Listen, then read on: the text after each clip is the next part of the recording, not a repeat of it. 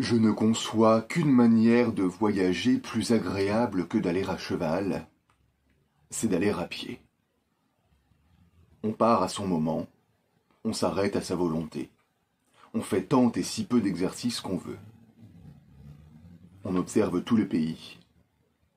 On se détourne à droite, à gauche. On examine tout ce qui nous flatte.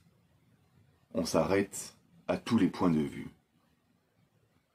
Aperçois-je une rivière, je la côtoie. Un bois touffu, je vais sous son ombre. Une grotte, je la visite. Une carrière, j'examine les minéraux. Partout où je me plais, j'y reste. À l'instant que je m'ennuie, je m'en vais.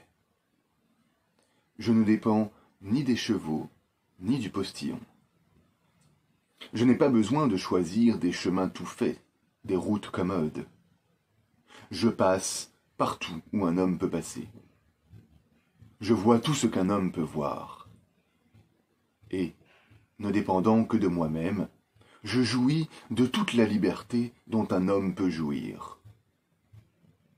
Si le mauvais temps m'arrête et que l'ennui me gagne, alors je prends des chevaux. Si je suis là, mais Émile ne se lasse guère. Il est robuste. Et pourquoi se lasserait-il? Il n'est point pressé. S'il s'arrête, comment peut-il s'ennuyer? Il porte partout de quoi s'amuser. Il entre chez un maître, il travaille. Il exerce ses bras pour reposer ses pieds. Voyager à pied, c'est voyager comme Thalès, Platon et Pythagore. J'ai peine à comprendre comment un philosophe peut se résoudre à voyager autrement et s'arracher à l'examen des richesses qu'il foule aux pieds et que la terre prodigue à sa vue.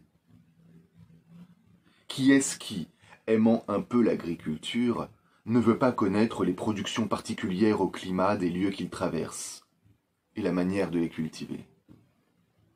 Qui est-ce qui, ayant un peu de goût pour l'histoire naturelle, peut se résoudre à passer un terrain sans l'examiner, un rocher sans l'écorner, des montagnes sans herboriser, des cailloux sans chercher des fossiles? Vos philosophes de ruelles étudient l'histoire naturelle dans des cabinets. Ils ont des colifichets, ils savent des noms et n'ont aucune idée de la nature. Mais le cabinet d'Émile est plus riche que ceux des rois. Ce cabinet est la terre entière. Chaque chose y est à sa place.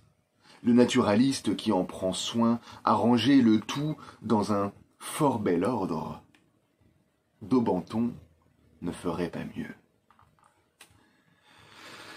Combien de plaisirs différents on rassemble par cette agréable manière de voyager. Sans compter la santé qui s'affermit, l'humeur qui s'égaye. J'ai toujours vu ceux qui voyageaient dans de bonnes voitures bien douces, rêveurs, tristes, grondants ou souffrants. Et les piétons toujours gais, légers et contents de tout. Combien le cœur rit quand on approche du gîte. Combien un repas grossier paraît savoureux. Avec quel plaisir on se repose à table. Quel bon sommeil on fait dans un mauvais lit. Quand on ne veut qu'arriver, on peut courir en chaise de poste. Mais quand on veut voyager, il faut aller à pied. C'était donc un extrait du livre 5 d'Émile ou de l'éducation de Jean-Jacques Rousseau et qui était proposé à l'épreuve écrite du bac de français en 2022 pour les centres étrangers.